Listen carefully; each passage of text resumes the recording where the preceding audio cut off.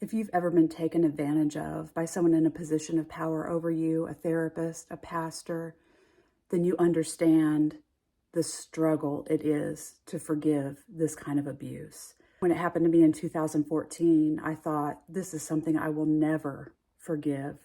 I will never forget.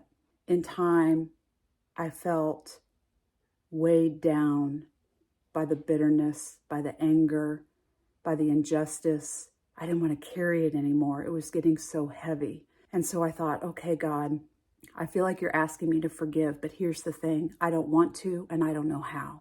When we talk to God, we can just talk to him from where we are. We don't have to use eloquent words. We don't have to use fancy language. In time, I heard a speaker who was talking about how they were abused by their brother as a child and how God had asked them to begin praying for her abuser's salvation.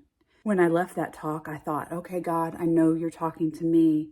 I'll pray for my abuser's salvation because you're asking me to, but I don't want to see him in heaven and I don't want him to be saved. So what's the point in the prayer?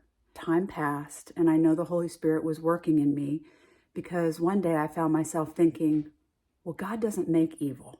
God doesn't make abusers. What if my abuser was restored to the perfect creation that God made? Would I be okay with that person being in heaven?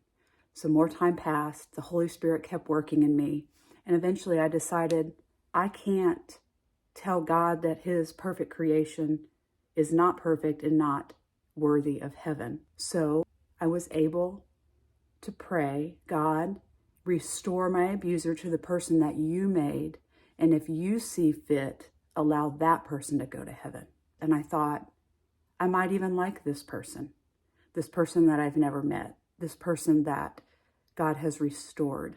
If God made them, how could they be bad? If God restored them to who he made them to be, how could I not be okay with that person?